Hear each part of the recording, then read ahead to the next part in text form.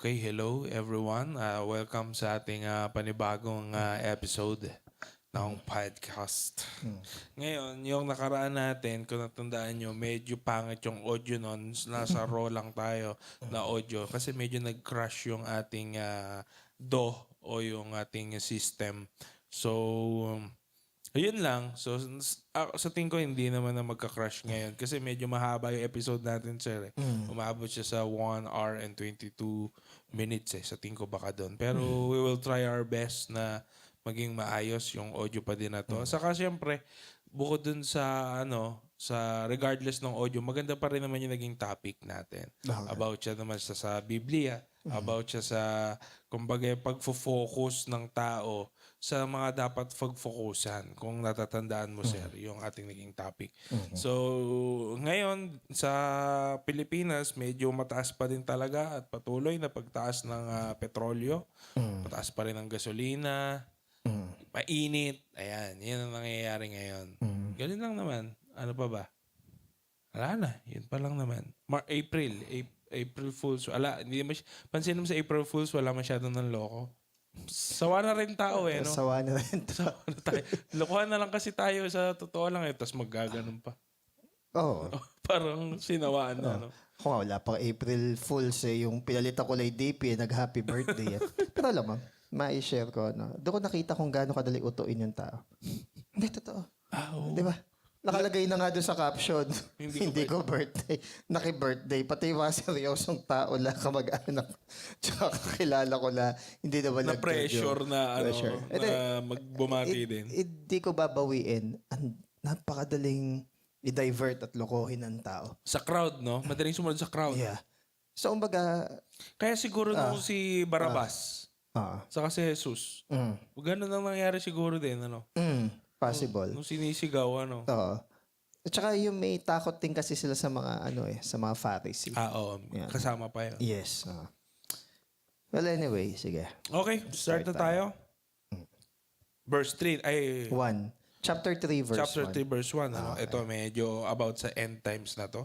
So ano kaya ang ating mga mapag-aaralan ngayon dito sa, nakita niyo naman na sa title? Okay. Dapat mong malaman na sa mga huling araw, ay darating ang mga panahon ng kaguluhan. Okay. In the last days. At tingnan natin yung picture na sinusulat to ni Paul. Nung sinusulat to ni Paul, siya is nasa prison. Okay? Pero kahit na si Paul is nasa prison, preoccupied pa rin siya doon sa mga things na maaring maganap in the future. And iniisip din niya yung future ng gospel. Okay? Hindi siya nag-aalala dito. Kumbaga, hindi siya nag-aalala sa present situation niya. Hindi rin siya nag-aalala sa future. Gusto lang niya na si Timothy rather is prepared. Okay. Equipped. Pinapaging handa niya. Okay. So, alam niya na somehow si Timothy is may pagkasabihin natin na kime. Okay? So, he wants him na mas maging bold kasi yung opposition is very strong. Si Satan, at saka yung mga kanyang demons, kakainin kanya ng buo. Okay? So, gaya nga ng mga napapanood natin, unti-unting kanya, hanggang sa, yun yung magiging entry point, yung mga maliliit na stronghold na yun, yun yung gagamitin ng kaaway para makapasok. Very tricky, no? Para siyang spy na kinukuha lang mga information, nag-infiltrate, gano'n, ano? Parang bigla na lang may mga tumatawag na unknown number. Siguro yun yung mga panahon ng COVID, ano? Yung mga pinagsusulat natin. Pero dapat, may naka-register na yung di ba? Hindi ka na makakaan ng number na hindi naka-register. So parang hindi rin nasawata. In fact, halos every day may nagte-text sa akin about sa mga casino, yung mga ganyan-ganyan. Ang ginagawa ko, every time na may nagme-message sa akin na ganon, report and block ang ginagawa ko. Report and block. Paraan din siguro nila makahikayat, ano? Pero parang nagkakas lang sila ng net, Ang ginagawa ko, report and block. Bakit report and block? Pag report, naka-report sila na ito, ganito yung ginagawa, fraudulent. Then block para hindi na. Pero meron uli. Halos kundi every day, every other day meron. Nire-report and block. O di magsawa ako na i-report and block sila. So, kumbaga, Casino. casino. Casino PH, gano'n. Yung mga gano'n. Kung ano-ano pa. Mga bet 88, di ba? Ganyan. Hindi, meron gano'n na mga ads. Di ba? Sa akin naman, gambling is a sin. Okay? So, hindi mo siya dapat talaga i-entertain. Padadamahin ka lang yan sa una, pero... Hindi, sabi ko nga, madaming tao na nasira buhay dyan. Sa mga ka-opisina ko, sinasabi ko yun, tigilan nyo ka ako yan. Wala na ako kayong, nag-loan na ka kayo. Wala na pa sinisweldo, konti na lang eh. Si scatter pa, gano'n. Yung scatter online gambling din eh, no? Sa umpisa kasi, para bang yung thrill, ano? i-hit ka niya na parang mananalo eh. Then after nun, syempre, computer yun eh. IT ako eh. Mas possible pang manalo ka sa gambling na yung totoo na binabaraha o ginagano. Physical. Okay, basta hindi madaya yung bangkero, ha? Yun talaga normal lang na ano. Kesa yung sa online or digital. Kasi may algorithm yun eh. Hindi papayag or may nakaset yan na code or algorithm na hindi yan papayag na malulugi sila. Yeah. So, meron Calculated. Yes, calculated. So, hindi siya totally random. Hindi siya nakaset para matalo sila. Yeah, hindi siya nakaset na matalo sila. So, sinasabi ko totoo kasi IT ako, madali lang i-code yung ganun na meron ka lang parang certain na restrictions now kapag ganitong amount na. Ayun. So, kaya nga kapag umulit ka uli, kaya nanalo ka minsan, umulit ka uli, siguro mga 99% of the time, talo ka. Hindi ka, kumbaga, babawian ka na. Kasi Grabing nanalo negosyo ka na yun, minsan. kalkulado, no?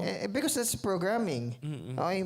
Even yung mga ads na lumilitaw sa atin minsan, that's an algorithm. So, hindi yan, hindi yan parang aksidente. Okay? Oo nga, pansin ko, nag-search ako minsan ng kotse sa Facebook. Makikinig yung Google mo. Makikinig yung din yung Instagram mo. Makikinig din yung kung ano pa yung mga... ganun sila. Parang i-flash niya yung sa buhay mo. Para daw may mag-asawang nag-aaway. Parang si Rap the Wreck ba yun? Wreck-It Ralph. Para daw may mag-asawang nag-aaway sa loob ng kwarto tapos nakikinig yung 3 anak. So parang ganon. Nag-search ka sa Facebook ng sasakyan, nakikinig si Google, nakikinig si Instagram, mga ganon. Yun na isusubo niya sa'yo. When a particular service is free, you are the product. Tandaan mo yan, ha? Okay. So, tuloy natin. So, pag sinabing in the last days, meron daw perilous time. Okay, so, wala naman sinasabi dito na particular na ito yung date and time. Oo, okay, kasi wala parang sa halos lahat naman ng era at lifetime, may kaguluhan eh. Pero sinasabi lang dito na itong particular na kaguluhan nito where it means na pagsabing perilous kasi trouble, difficulty, and stressful situation. Yun yung atmosphere ng last days eh. Pero tandaan natin na though maraming era na ganito yung naranasan natin, isa lang to, okay? Or ilan lang to. Kaya mainam, basahin talaga natin yung scriptures para mapagtugma-tugma natin yung mangyayari in the future. Last days. Yeah. So, ibig sabihin, hindi sinasabi ni Paul dito na bad times na para bang, tag-ulan tag-tuyo Hindi lang basta ganun. Iba-ibang klaseng kaguluhan. Yung kaguluhan na binabanggit dito is because of bad people. Yun. Okay. Yun yung pinaka, natin dito. Yung pinaka truth natin dito and cue na yung kaguluhan nito is kagagawan ng, syempre, yung fallenness ng world and yung fallenness ng man. Okay? But somehow, ito is man-driven. Okay? As influenced by the God of this world. Okay? Ngayon, sabi na dito is in the last days. So, broad term siya. Okay? Sa New Testament. Pwedeng last days, nagsimula na noon pa. Noong time nung pinanganak yung church, nung umakyat na si Jesus. Pwede yun, pwede. Pwede naman yung last days ay yung bago yung muling pagbabalik ni Jesus. Pero pag sinabing last days, mag-ready ka na. Ibig sabihin, ihanda mo na yung sarili mo kasi hindi na to biro. Okay? May mga tao na pinagpipray na magiging okay lang din lahat. Oo, may ganun. Parang, Pero actually, hindi siya biblical hindi na magiging okay din lahat. Ang yung heal the world, okay yun, maganda na magkaroon tayo ng mga movements sa pag-aayos ng mundo, to yung sa ecology. Pero pasira kasi ang mundo eh. kasi tignan mo yung sa Antichrist nga yung magkakaroon ng 3.5 years na peace eh. So illusory lang siya. Illusory ibig sabihin, ano lang siya, illusion. So kumbaga hindi siya perfect na peace na biblical. So meaning to say, yung world hindi siya yung getting better and better and better na sobrang okay na. Hindi siya ganun. Actually papunta siya sa pandemonium, yung lawlessness. Pandemonium. So lawlessness yung mangyari. Why? Kasi nagiging self-centered kasi yung mga tao dito eh. What else? Well, pansinin mo naman din, yung, actually yun naman eh. Yun naman yung center eh. Di ba? Nung parang almost all of our sins, center na ni selfishness. Love of self. Ganun siya eh. Pride. Which is ipapaliwanag natin after maya-maya. Bukod dun sa good news na muling babalik si Jesus, Okay. which is also a bad news sa mga taong wala kay Jesus. So instead of the rise of a great millennium, it's actually a pandemonium. Alam mo the purge. Hindi ko naman sinasabing gano'n na gano'n yung mangyayari. Pero Meron kumbaga, tayong glimpse. meron tayong glimpse na hindi man gano'n, pero Baka mas malala eh. Di merong natin alam ibang eh. way na yung tao is legally gumagawa ng mali. Legally. Legally gumagawa ng mali. Kasi yung nga legal nga pala yun doon sa purge. One day. Hindi na, One night, hindi one day. hindi one day, 12 hours. 12 Parang hours. from 6 p.m. ata to 6 a.m. or something. Basta ang May point, bago bang purge ngayon? hindi ko alam eh. Basta ang huli ko na data is The Purge Anarchy. Parang may mga Mexican, parang ganun. Basta ang sinasabi ko lang is papunta sa destruction yung mundo. At hindi lahat ng legal, moral. Ayan. Verse 2 to 5. Sapagkat ang mga tao ay magiging maibigin sa sarili, maibigin sa salapi, palalo, mapagmataas, mapagsamantala, suwail sa magulang, walang utang na loob, at lapastangan sa Diyos. Sila'y magiging walang pagmamahal sa kapwa, walang habag, mapanirang puri, walang pagpipigil sa sarili, marahas at walang pagpapahalaga sa mabuti. Sila'y magiging mga taksil, padalos-dalos, mayayabang, maibigin sa kalayawan, sa halip na maibigin sa Diyos. 5. Sila'y may anyo ng pagiging makadiyos, ngunit hindi naman nakikita ang kapangyarihan nito sa kanilang pamumuhay. Iwasan mo ang mga ganyang uri ng mga tao. May utos pala na iwasan. Kasi possible na makorrupt ka ng mga ganun tao eh. Ayan. Tingnan mo, ma'am. Isa-isahin ba natin yan? Pwede naman. Pwede naman. Pero tingnan mo, ang root ng all evil is love of money. Pero yung marka ng huling araw is love of self.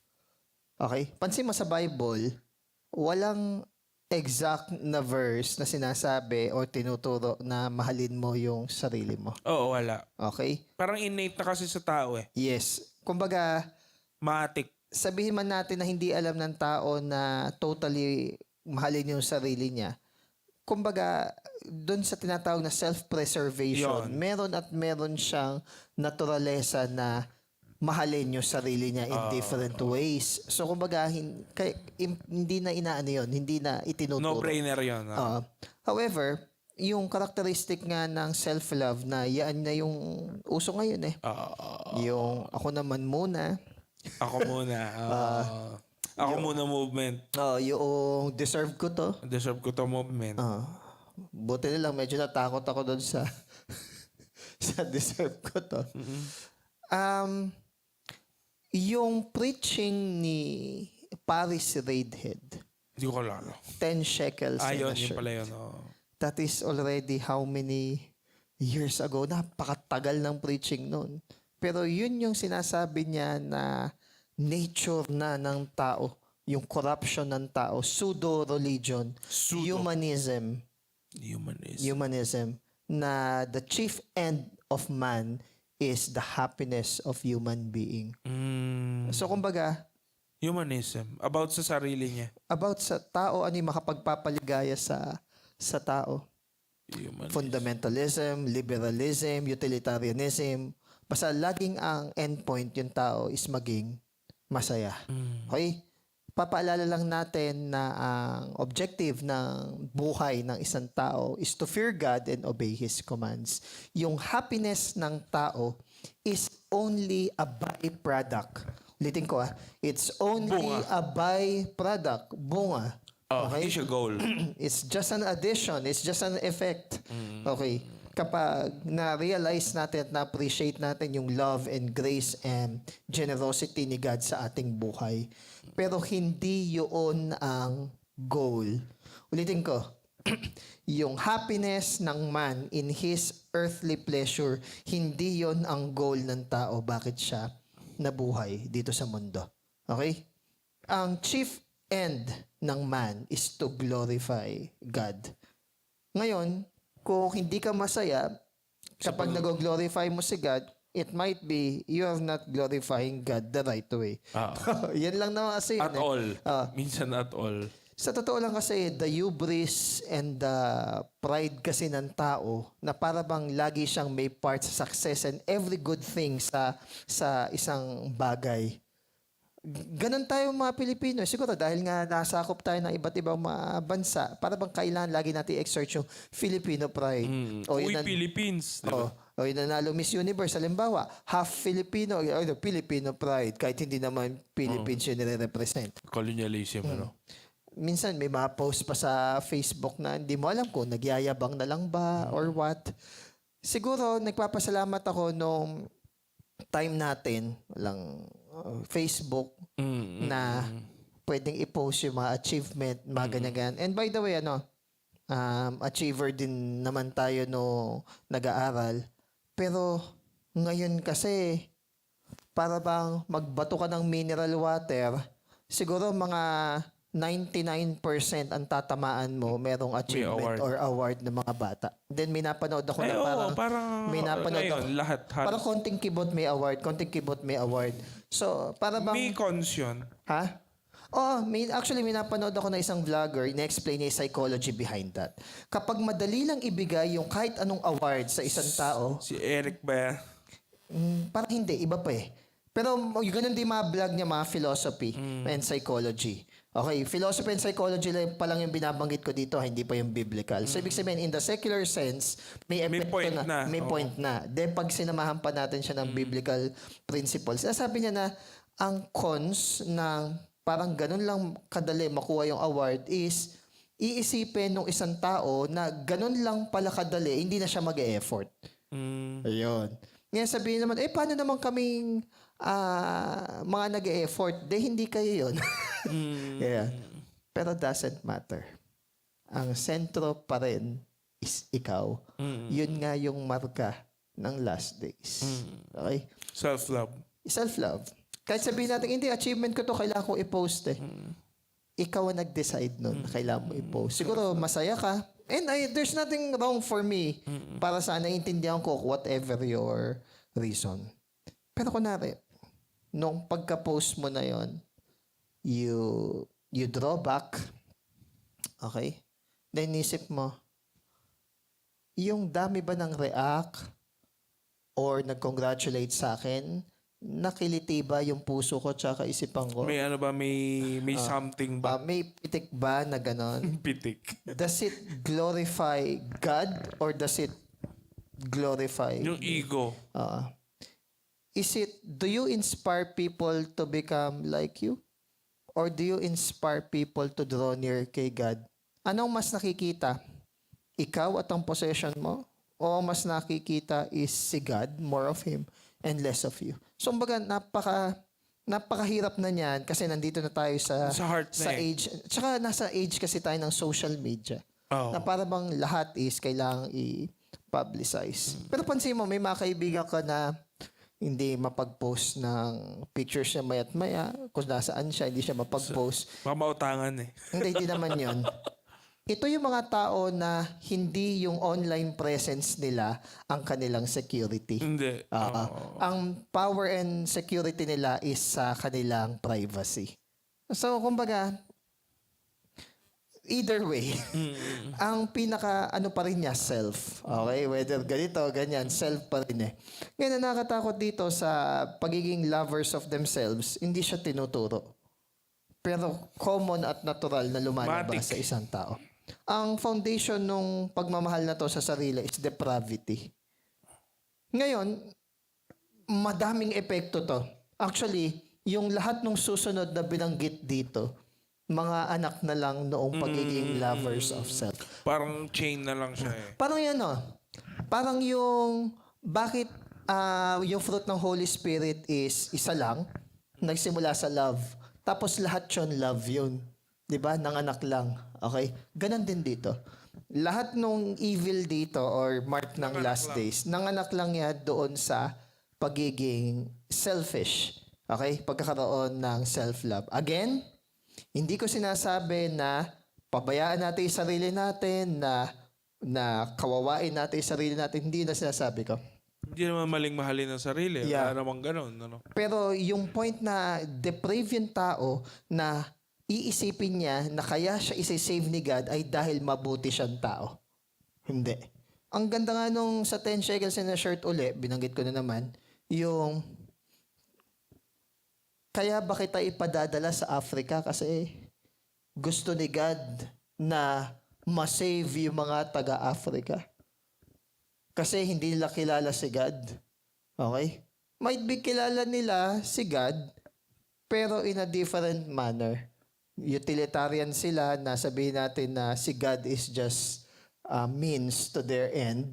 So, kumbaga, para makuha nila yung gusto nila, parang Santa Claus. Hindi ko nila lahat, walang particular sa Africa. Basta parang ganila yung line of thought. Kung ganun ni Paris Raidhead.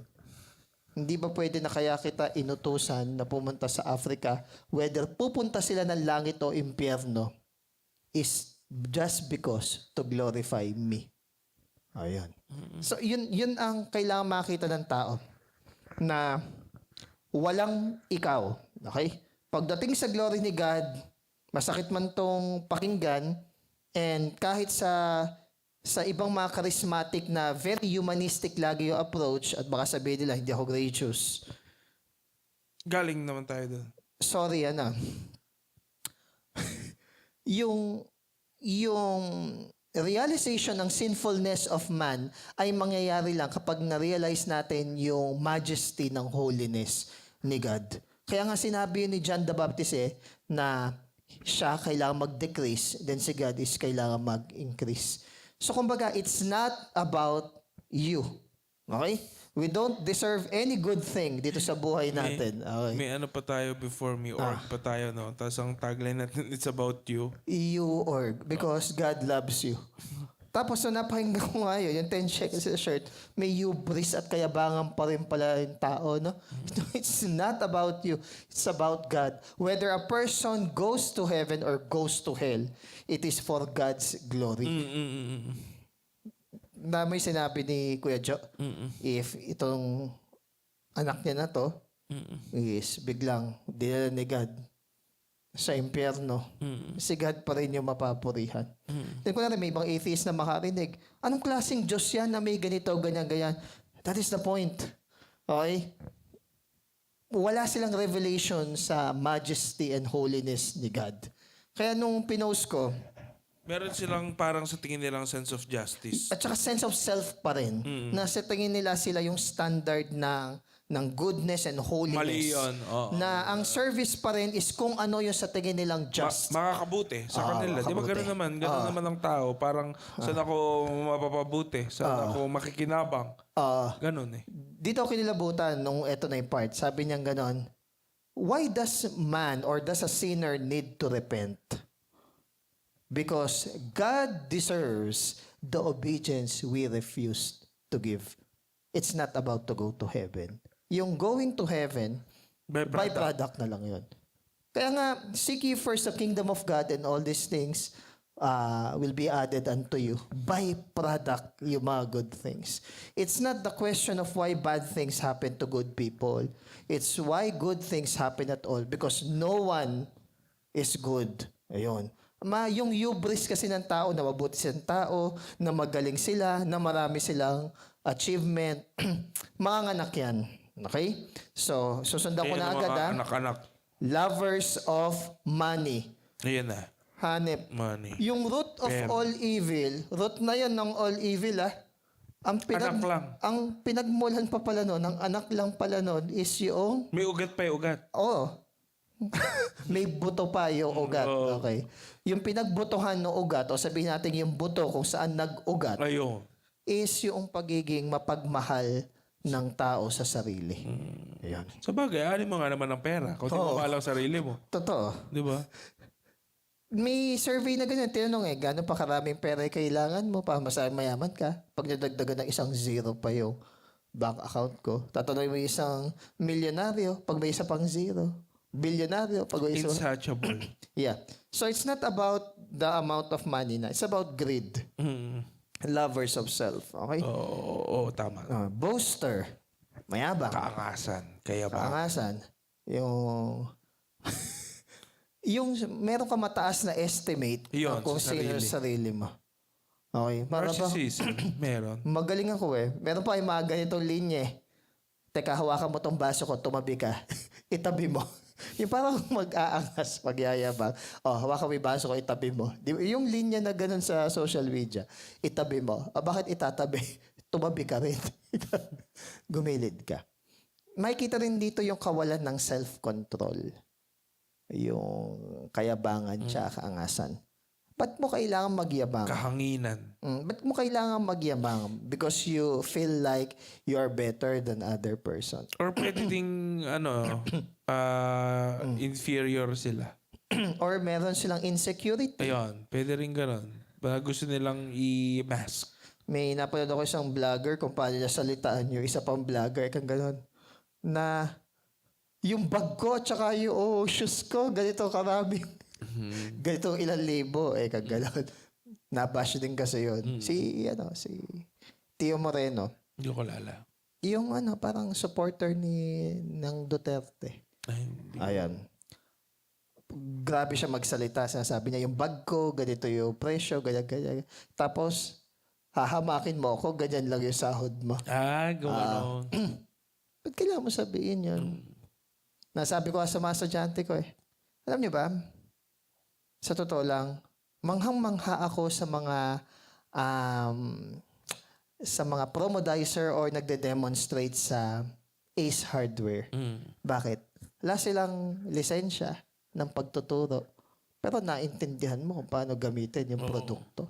Ano yung punto? Minsan mas magaling pa sila magturo kaysa sa ibang mga lisensyado. Nagkataon lang na hindi sila pinalad na mag-aaral. Then some would disagree na sasabihin nila is, grabe naman, para namang dinidisqualify mo yung hardship namin, parang dinidisqualify mo yung sufferings namin. Okay, this is a biblical podcast, So, i-invalidate ko na. Yan mismo yung point ng verse na to. Yung kailangan mo laging isingit at ipasok yung sarili mo. Yung paghihirap mo, yung kabutihan mo, mo. Yan ang mismong problema. Di ba? Ganyan yung mundo, ika-cancel natin pag ganun. So, without apology, sasabihin ko na yan mismo yung problema. Yung kailangan mo i-surface lagi na yung paghihirap ko, yung suffering ko. Yeah. Pinagdaanan ko, yung pagsubikap ko. Yeah, that's the point. And that is why hindi mo ma-appreciate yung majesty and goodness ni God dahil kailangan mo lagi ipasok yung sarili mo. Yun yung pinapoint out dito. Lovers of themselves. Lagi mong kailangan ng validation ng ibang tao. Yung pag hindi ka na-validate na ibang tao, wala ka na. Yung para bang... Sino ko? Sino ko kung wala sila? Parang ganun. So, anong gagawin ng iba? Nasaktan, tatawag ng press conference, vlog. Mag-send kayo ng stars at may winner tayo mamaya, pero sasagutin ko lang itong comment sa akin o isa. Di ba yung mga ganon? Hubris. Okay, next. Proud. Na-amplify siya sa era natin, no? Cancel culture pag ayaw mo. Cancel. Ano ko, parcel. Next, proud. And then, Ayun, pag mamataas, okay. Hindi lang yung proud na yung nagsasalta ng maangas Yung tinitignan mo rin na mababa yung ibang tao without saying. Sa isip lang, kung paano maitrato yung may pera o mayaman or may katungkulan compare sa wala. Or sabihin natin na mas mataas yung sweldo mo sa Hindi, kanila. minsan ganun no? Ganun talaga yung mga tao Depende sa sahod mo kung paano kayo respeto ganun. Sa subject namin na per deb, mahalaga na kung paano itrato mo ng kabutihan sa utility, ganun din yung sa matataas. Kasi parehas lang na tao May mga kasi yan May mga circumstantial na nangyari dyan na maaring baka kaya yun yung trabaho niya for now. O, di ba? Kasi sabihin natin na baka retired naman na talaga yan, parang gusto lang niya, may ginagawa. Or baka naman magkaiba kayo ng simula ng buhay. Di ba ganun? Hindi mo kailangan na, biruin mo utility, ang baba na nga ng sweldo, lalo mo pa silang, lalo mo pa silang ibababa. Di ba? Di ba dapat mas maging polite ka sa kanila, mas understanding ka sa kanila. Ngayon, kung kaya mong gawin yon sa mga... Patayin ka niya mga yan Ngayon, kung kaya mong gawin yon sa mga sabihin natin na walang kayang ibigay sa'yo, di mas madali mong gawin yon doon sa mga taong mas sabi nating ahead. Kung natatandaan nyo, yan yung mga naging issue ng unang churches sa sa kanilang tawag dito. Corinth. Kainan. Ano tawag? Ay sa communion. Sa Corinth.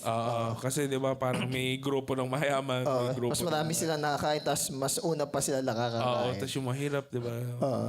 Hanggang sa nag-uunahan pang kumain, kaya pinagsabihan na kumain na lang muna kayo sa bahay. Oo, hindi yung ganyan. Para tayong mga ang gugulo nyo. 'Di ba? Simple lang din ang Bible no? Naisip mo, yung ayaw niya ng komplikado Tayo kasi masyado tayo naging humanistic para ayaw natin na invalidate ganyan-ganyan. Pero pagharap natin sa throne room in heaven, hindi yung sasabihin mo ang defense mo Ang magiging defense mo is yung namuhay ka ba doon sa dugo na dumanak sa ating Panginoon Jesus. Parang yan kabaligtaran talaga nung world yung Bible. Yeah. Diba? Kasi parang sa world, di ba parang accept who you are. Ganun Pero sa Bible, you deny yourself. You deny yourself. Di ba? You deny yourself. Deny yourself. Pero totoo lang, yun ang turo sa world Tanggapin mo. Tanggapin mo kung sino ka. Now, hindi natin sinasabi na wala na tayong identity because our identity is in Christ. Pero kunwari, na-realize mo na mali ka, sabi naman sa 1 John 1:9, we confess our sins. Parang nawawala na yung essence ng Mas kumukonti na yung mga tao nagsasorry ngayon. Isa pa yan. No? Yung tao nagte-thank you. Sa school nga marami mga co-teachers ako yun yung sinasabi pag di ka nila teacher, di ka na pinapansin, ipapasalamat. Ako naman, ina-adjust ko na expectation ko sa ganun. Para bang dumaan lang sila sa akin, pero hindi ko kayang baguhin yung buhay nila. Yan. Hanggang ganun. Hanggang turo lang. Okay? Gets ko yun, yung mga ganong bagay. Normally kasi sa tao, ang huling nagre-register sa kanila, yung pinaka maraming ginawang mabuti sa kanila, or sabihin nila na yung mga huling tao na nakasama nila before they succeed. Pero hindi nila minsan natatandaan yung mga lessons na natutunan nila nung unang-una. Pero innately naging part na-apply. ng buhay nila. Ngayon, sabi ko nga, even yung mga bagay na yon, hindi ko pwedeng i-demand sa mga naging estudyante ko. Why? Kasi that is also a form of self-love. Hindi, back to square one na naman tayo. Okay lang. Kumbaga, pag nagturo ka kasi, tanggapin mo na ikaw, mananatili ka sa eskwelahan, yung mga estudyante mo, aalis yan. Bigay mo yung best mo. Yung iba kasi parang wag mo ibigay yung best mo kasi, iiwan ka rin yan, Hindi, bigay mo yung best mo. Pero, lagyan mo ng expectations. I-manage mo expectations mo. Okay? Okay. Ano pa? Next is yung pagiging blasphemer. Blasphemer. Yung Kasi di naman nila kilala si God So, ibig sabihin, either dinedeny mo si God or sinasabihan mo ng mga hindi magaganda, okay?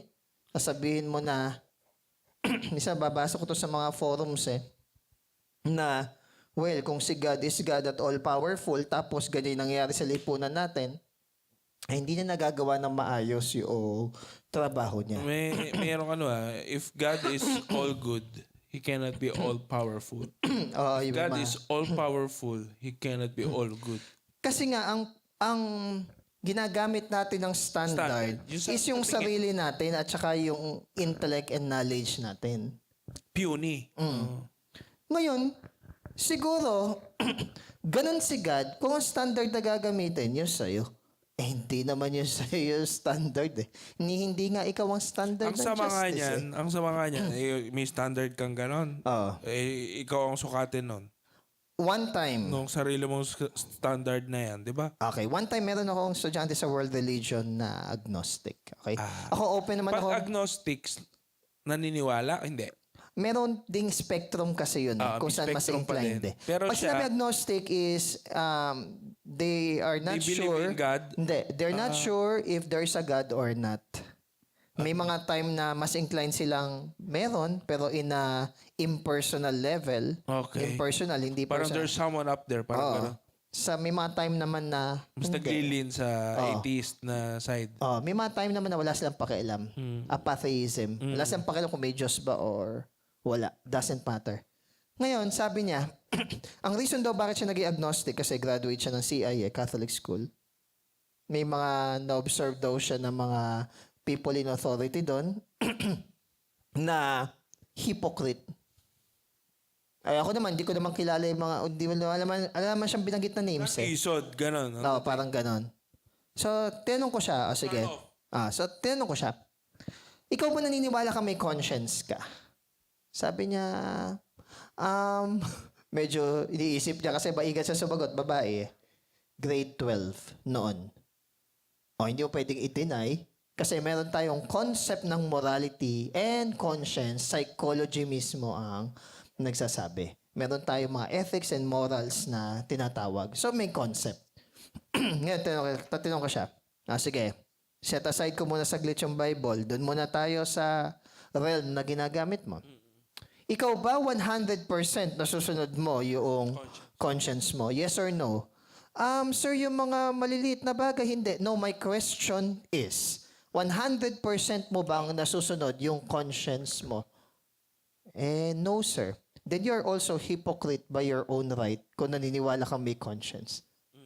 Madali kasi sabihin ng ibang tao na sa iba na hypocrite Pero yung ating sarili bang hypocrisy, nakikita natin na alam natin yung tama pero hindi natin ginagawa. That's also hypocrisy.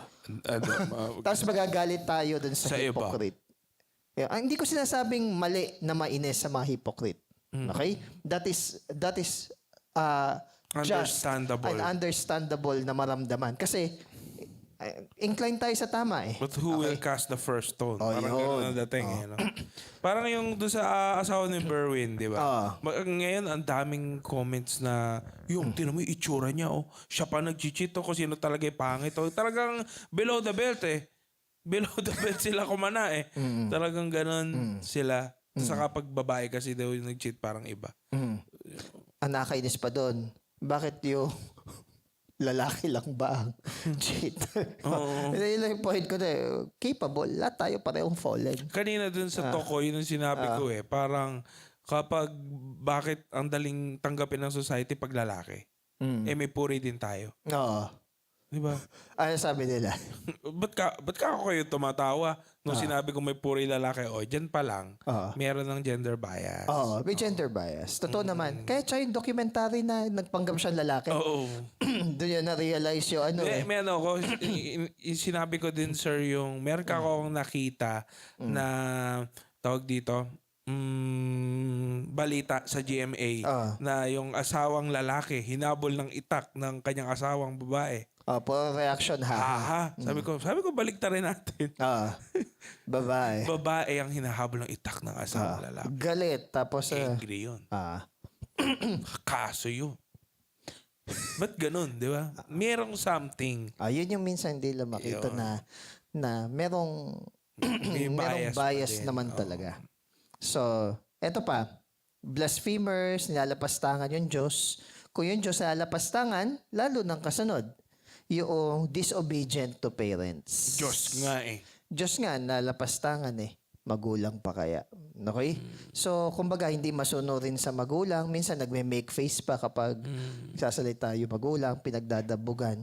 Alam mo, ang magulang kasi sana, dapat yan ang representasyon ng Diyos Yes. sa pamilya.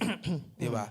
Ang mga magulang, sila nagsiset ng mga moral standards habang bata ka pa lang. Uy, bad yan. Di ba? Pag bata, bad yan. Bad yan. O, di ba? Alam mo na, di ba? So, magulang din yung nagkaroon tayo ng mindset habang tumatanda. Nagkaroon tayo ng concept ng punishment, concept ng reward. O, kumbaga parang representasyon siya ng Diyos eh. Gagamitin ko tong term na to sa co-teacher ko. Parang may sinabi si Charlie Kirk sa about yan eh. Gagamitin ko tong term ng co-teacher ko. Moral ascendancy. Ascendancy. Ascendancy. Okay. So, ibig sabihin, ikaw yung moral authority doon sa bata. So, I am not saying na konting kibot pagagalitan mo yung anak mo.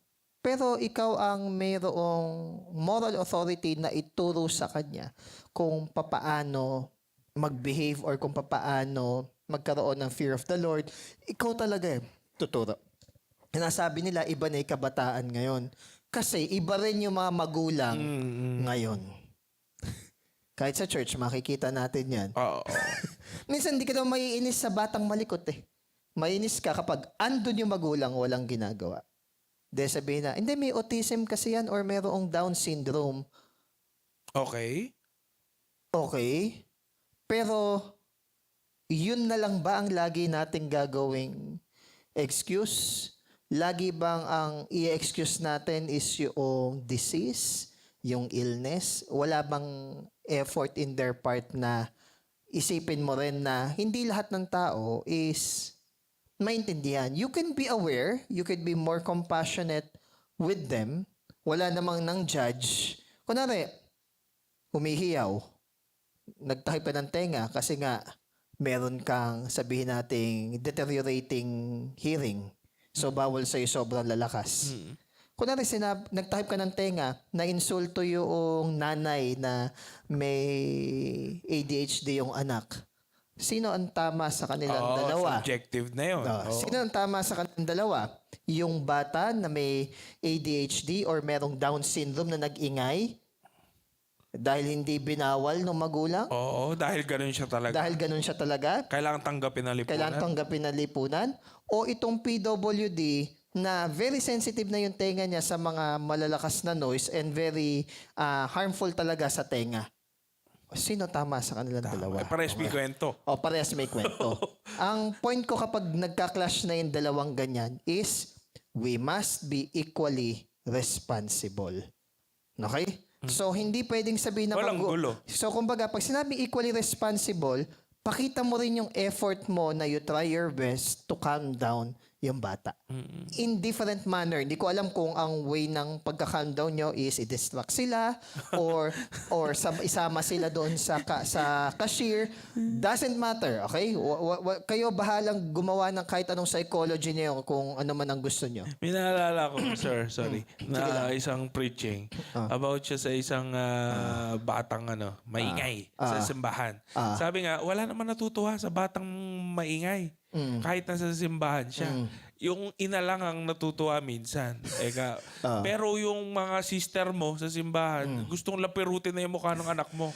Sa totoo lang, Alam mo, may nag-post na ganyan eh. Medyo hindi ako agree sa post niya eh. Church eh. Sabi niya, pero daw kapag pinalo mo yung anak mo, maaawa pa.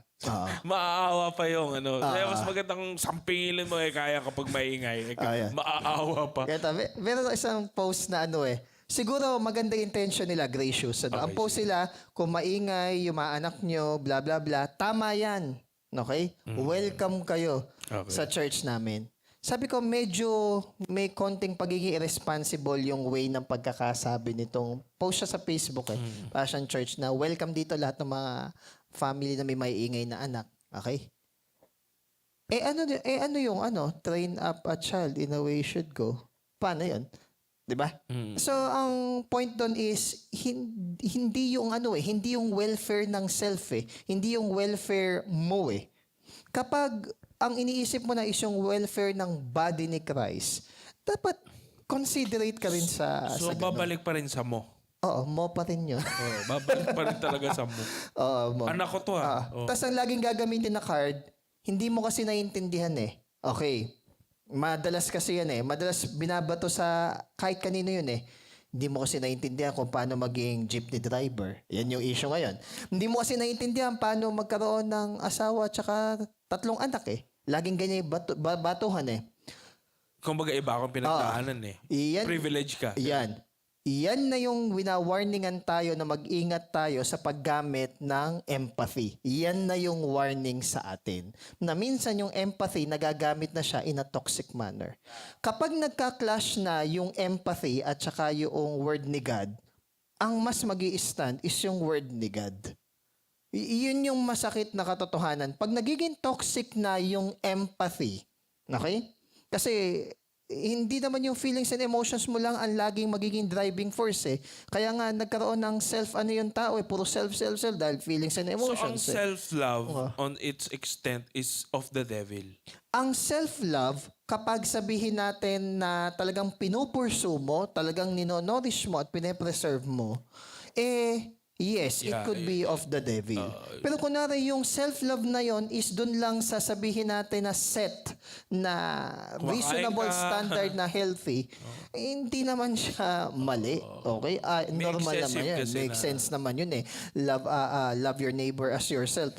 Normal naman yun Pero kapag Kaya enumerate dito kung ano yung mga itsura di ba? Boastful, pride.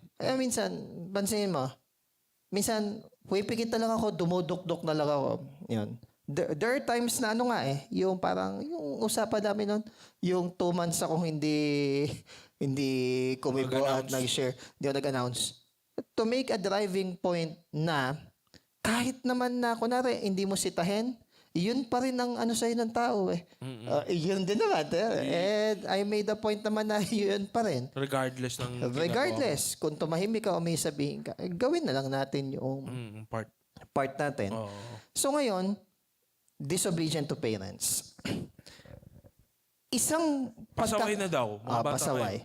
Kasi nga, yung magulang din, iba. Iba Hindi ko sinasabing lahat ng magulang ganun in a general sense. May trauma din kasi yung pagpapalaki doon sa ibang millennial Kaya yung pagpapalaki nila sa Gen Z, iniwas nila yung traumatic experience nila, hindi nila pinasa sa Gen Z. So iba din yung magulang. May cons yun. So hindi ko itinuturo lahat na ang may fault is yung kabataan. Meron ding pananagutan yung parents. Kaya ang parenting, meron tayong biblical way din yan. Yes. Na kailangan pag-aralan. Yes. Hindi lang kung ano yung naipasa sa atin minsan.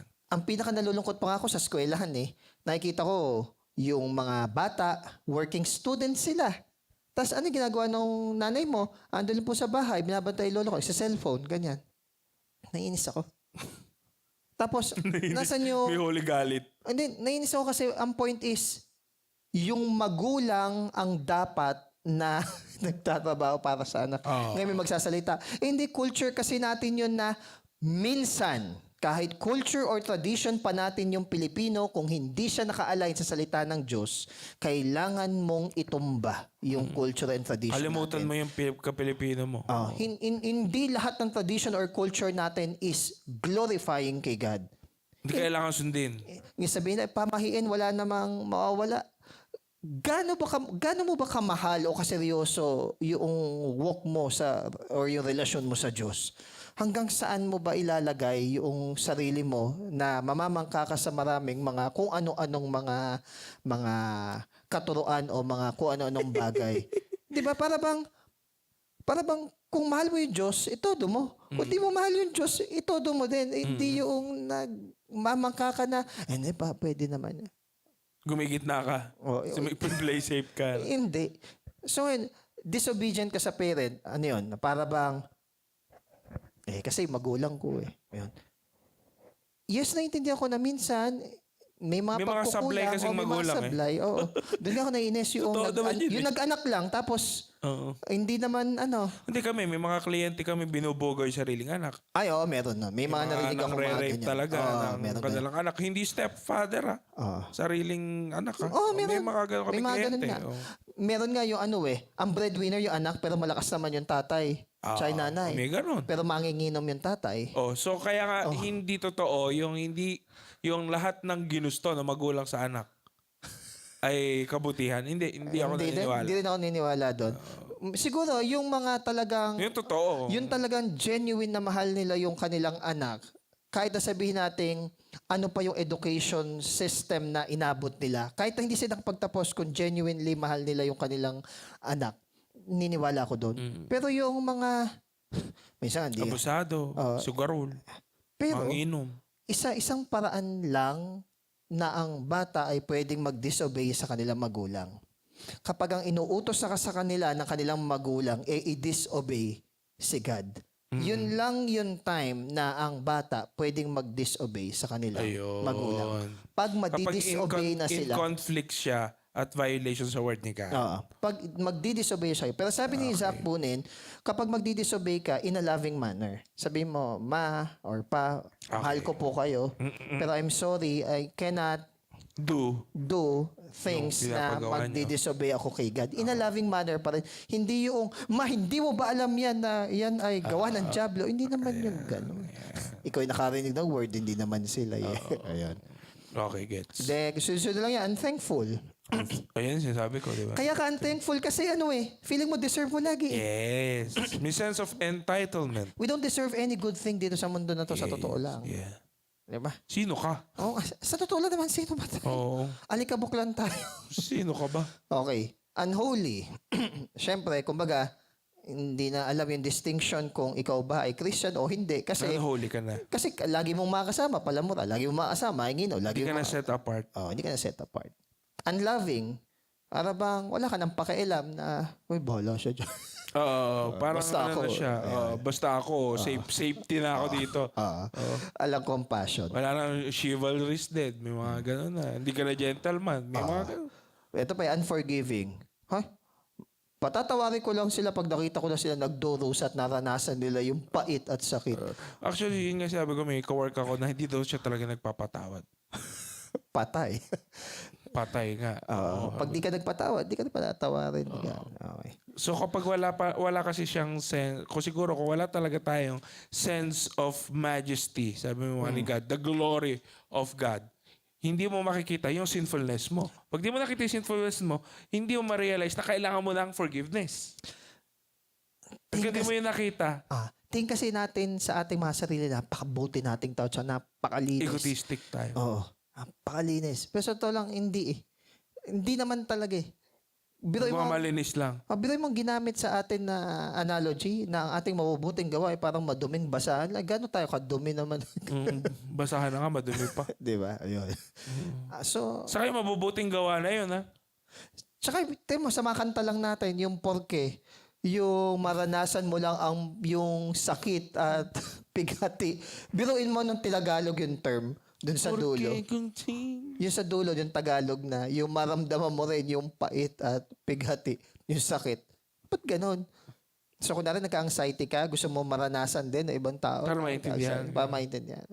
Di Parang naman ano, sana. no? Parang pain ng Naruto, no? Yun yung ideology niya. Childish nga eh. True. So, syempre, ang kasunod nito, slanderer. Slander. Paninirang puri. Hindi mo mapaayon yung ibang tao sa gusto mo, sisiraan mo sila. Yeah. Uso yan sa politics, normal lang na pamumuhay. Di ba? Sa mga pag gusto mong magalit din, kanya may kagalit ka, ang gagawin mo, sisiraan puri mo siya para may magalit din sa kanya. Yeah. Tapos magiging kakampi mo na. Nagre-recruit ka. Recruit. Without self-control. Alam na natin. Hindi, Wala nang pagpipigil sa sarili. yung sinabi na, hindi, ano lang to, bugso ng damdamin. Hindi eh. Kasi pwedeng yun yung sasabihin mo kay God. Hindi, bugso lang to ng damdam.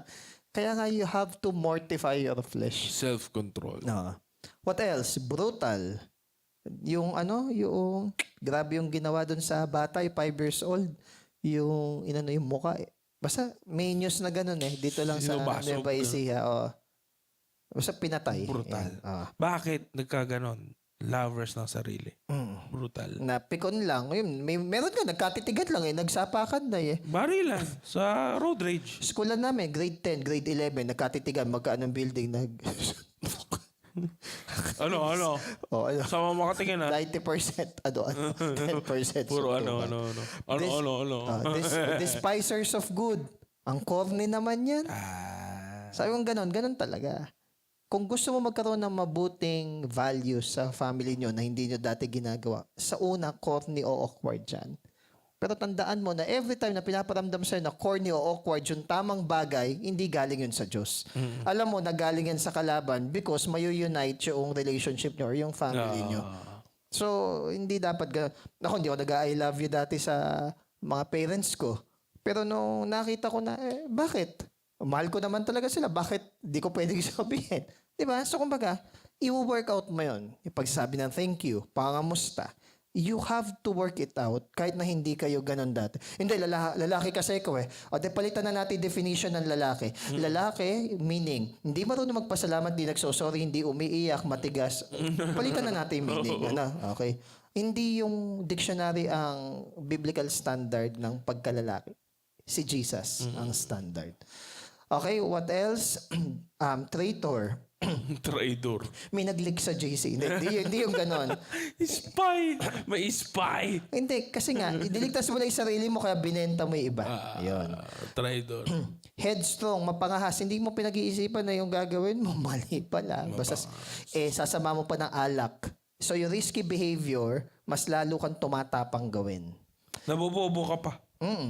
Science yun, na nag-shrink yung level of judgment natin. Haughty, hinahamak natin yung ibang tao. Lovers of pleasure rather than lovers of God. Ayan. Mas gusto natin. Parang normal na lang. Yung sinabi kanina nung asawa ni Berwin. Nung time na ginagawa niya yon, hindi siya nagigilty kahit tuma-attend siya sa church. Excited siya. Kasi yung pleasure nung kasalanan nandoon. Yun. Okay, so having a form of godliness, eto na. Yun yung medyo nakakatakot eh. Sisimba. Having a form of godliness but denying its power. Layuan daw natin yung mga ganun tao. Konti na lang to. Hahatiin lang naman natin. Sige. Next verse. 6 to 7. 6 to 7. May ilan sa kanila nagagamit ng panlilinlang upang makapasok sa bahay ng mga babaeng madaling malinlang. Ang mga babaeng ito'y inuusig ng bigat ng kanilang mga pagkakasala at itinutulak sa sari-saring pagnanasa. Lahat na'y gustong matutunan ng mga babaeng ito, ngunit kailanmay hindi nila nauunawaan ang katotohanan. So in context kasi nito, halimbawa yung mga babae nasa bahay lang dahil naman nag-work is yung mga lalaki. Yun yung context nun. So susceptible sila sa kahit anong influence and kasi may makausap sila, ganyan-ganyan, may ma-observe sila, walang bumabalanse. Okay? Pero ngayon, I believe ganun pa rin naman, pero kumbaga less, sa tingin ko less prone. Medyo may awareness lang tayo. May awareness na. Pero ang point lang nito is may mga tao na... Anong point nun? Ang point nito is may mga tao in the last days na ginagamit yung godliness para maka-attract ng mga followers, ng mga mauuto. Minsan ginagamit pa para pagkakitaan. Minsan to sexually abuse. O yun. Di ba? Katulad nung ibang mga kulto at mga religion. Di ba sasabi pag di mo ginawa ito, okay, nagkakasala ka kay God, yung mga child at saka yung human trafficking. May napanood yata akong pelikula na Emma Watson. Oo, yung tumakas sila dun sa ano. Diba? Parang kalimutan ko religious yung din yun, title. di ba? Ang ganda rin yun eh. At saka, ang tao kaya... Kibuloy. Di ba? Ang tao kaya nadideceive, isa doon is, meron siyang knowledge, pero yung alam niya is shallow. Either mababaw o kulang, mali. Yun. Tsaka ang deception, hindi naman kailangan na sabihin lahat kasinungalingan eh. Kaya nga deception. Pwedeng tama lahat, Harmless. pero kulang yung sinabi. Parang harmless. Parang ganito, konti lang na may sugar niyan, mga ano lang, ganitong grams lang naman. Grams! Di 'Di ba kaya nga sa likod ganun ang ginamit nilang measurement para hindi ka masyadong mag-isip na ay ito lang pala yun Hindi milligrams. Oo. Pero kapag tinabi, yung actual na sachet ng sugar na nakalagay doon, medyo maalarma ka na, hala, ang dami palang asukal yung nakalagay. So, kumbaga dahil hindi tayo aware sa buong context, tapos form of godliness lang, may image lang tayong maintain, maano talaga tayo, madedevour or malalamon talaga tayo ng kamunduhan. Okay? And susceptible din tayo, maloko, nung mga sabihin natin na human-centered churches. Hindi nga church Kasi may dapat form yun. nga daw ng godliness. Human-centered organization. Ba't nga ba natin tinatawag na church kung hindi naman talaga si Christ yung na e-edify? Konti na lang, 8 to 9. 8 to 9. Okay. Then ay last. At tulad ni na Janes at Jambres na sumalungat kay Moises, sila ay sumasalungat din sa katotohanan. Wala silang iniisip na kabutihan at hindi tunay ang kanilang pananampalataya. Ngunit hindi magpapatuloy ang kanilang kasamaan sapagkat makikita ng lahat ang kanilang kahangalan gaya ng nangyari kina Janes at Jambres. Anong kwento na to?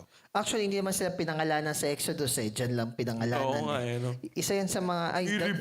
Dalawa sila sa mga magicians ni Pharaoh. Nung si Moses is... Janes. Nakiusap kay Pharaoh. Si Janes at saka si Jambres, dalawang magician. Ngayon, ito ang marka ng last days. May mga miracles na galing sa forces ng darkness. Kung ikaw yung konting kibot na, hala, magic, hala, miracle. Kung yung konting kibot na ganon is madali kang mapaniwala, hindi mo tinetest yung every spirit, madali kang matos to and fro ng iba't ibang filosofiya at mga karunungan. Meron akong friend sa Facebook. Nauto ka. Hindi. May pinopost siya na thanks Jah, J-A-H. Jah. So na-curious ako, sino si Jah? Isa siyang god ng mga... Rastafarian, basta baga Rasta something. Hindi Sa si Jamaica. Rastaman. Okay. Ngayon, sinerch ko nga yun. Yun yung ginagamit ng mga reggae artist. Okay. Sinerch ko yun Jah. sa God Questions. Si Jah. Okay. Then sinerch ko sa ano, kung yun ba ay Christian talaga. Sabi, hindi. Oo. Hindi daw Para same siyang God. nature, parang gano'n. Oo. Sabi ko, okay. So, kumbaga, kunwari may nakikita tayo na kakaiba. Questionin natin yun. Kasi, wala naman ng, sa totoo lang, sinet out na yung word ni God. Okay? Kung bago sa atin or fresh sa atin, tignan natin, aralin natin. Matitrace ba natin yan back sa mga apostles? Yan, ganyan-ganyan. Kaya nga nung may binabanggit ba't kami na-trace naman namin yung unang pope namin, si Peter. Pero si Peter nagkamali. Di ba? After ilang verses, dininay niya si Jesus. Di ba? Okay. Ngayon sasabihin nyo na yung salita ng pope, infallible. Yung unang pope nga na sinasabi nyo, sabi, get thee behind me, Satan. So, kumbaga, Tapos na-correct pa ni Apostle Paul. Post-resurrection na yun. Oo nga, wawa naman. Pero ang maganda, humble kasi si Peter. Kumbaga, nag-work talaga sa kanya si God. So, ang point ko lang is, walang tao na pwedeng maitaas talaga, kundi lang si Jesus. Siya lang ang pwedeng maitaas. Pero kapag laging nakasingit si self, Si self. paano naman? Gumaganon. Pag lagi mo sinisingit yung sarili mo, isipin mo, unti-unti, medyo nakikitikim ka ng glory kay God. Parang medyo nakikitikim ka ng mansanas. Hindi mansanas, hindi nga pala mansanas, sorry. Nakikitikim ka ng forbidden fruit na hindi mo naman dapat kainin. Bigay mo kay God. ng Yung glory. Tawag dito. Yan. Yung fruit sa One Piece. Devil fruit. Ayun yung nakain. Ano lang, chill lang. The Bible is not about you. Okay? Ganda nun, no? Topic natin, no? The Bible is actually about Him. God. Tsaka yung pag-ibig niya sa kanyang mga creation sa atin. Kwento niya yun, eh. Oo. Kwento niya. Extra lang tayo eh. Buti nga naligtas pa tayo eh. Buti nga naggawa pa lang ng provision na iligtas tayo eh.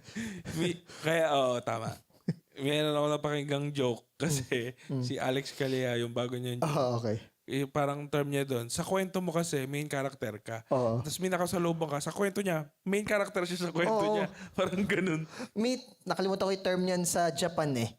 Meron daw sensation or feeling na kunwari naupo ka, nakita mo may ibang tao, yung tao na yan, meron ding kwento yan. Nakalimutan ko ano yung term na yun eh. Yun yung mas tamang view. Kumbaga, hindi ka parang nasa isang laro na ikaw yung main POV mo character. lahat. Tapos lahat yan NPC lang.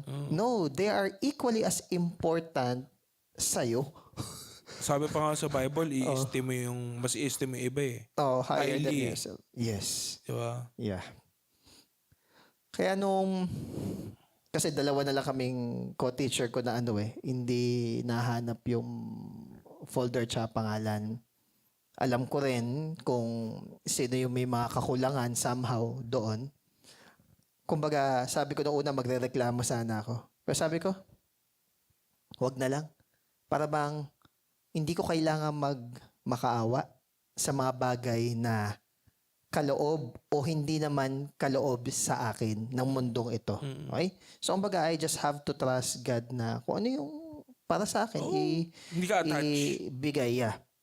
Kasi madalas, pag hindi ka naman na attach, minsan, better pa nga yung binibigay ni Christ eh. But then again, laging ang chief end ng human being is to glorify God. Hindi yung happiness ng tao. Ngayon, marami magagalit. Byproduct lang. Oo. Sabi mo lang yan dahil di nyo pa naranasan. Mga ganun. Yes. Sabi nyo lang yan kasi... Nagsasar graping ka lang. Sige. Pitasin nyo lahat ng ubas sa daanan. Oo, pwede naman eh. Kaso nga lang, na-warningan na tayo kasi ni Solomon sa kanyang mga pinaggagawa sa buhay. Yes. Siguro may kay naman siyang sabihin nyo. Yeah. Di ba? Kasi nakuha niya talaga lahat. Pinakamatalino pa siya. Ikaw nga eh. Tanga-tanga lang tayo eh. Di ba? Tapos take note Bobo lang sabihin natin marami siyang babae. Kaya niyang i-afford lahat, di ba, babae niya. Mayaman siya eh. Ikaw, di ba? Hirap ka, di ba? Tago mo pa. Ayan. So, yun lang. May kay siyang sabihin na sa dulo na chasing after The wind. lang lahat. Insatiable kasi ang tao. So, in short, pag mas na-highlight yung self and humanism ng tao, alam mo na yan na yung marka ng last days. So, mag-ingat tayo. Sa sarili na, no? Biruin mo, yung lovers of money, pumangalawa lang doon sa lovers of self. Okay. Ano kaya magandang title, ano? Yung parang meron pa palang root sa root, gano'n? Hindi, may buto na pinagmulan nung Ano kaya nung magandang ugato. catchy title? The real root. Pwede namang The real root of all kinds of evil. Tapos nakaganon, not money. Not lovers of money. Or pwede namang walang ako. Pwede. Pwede mo ilagay. Ako. Ako. Oo nga, ano. Puro na lang tayo. This is me. Parang ganun. This is real. Yun lang, guys. I love it. Thanks.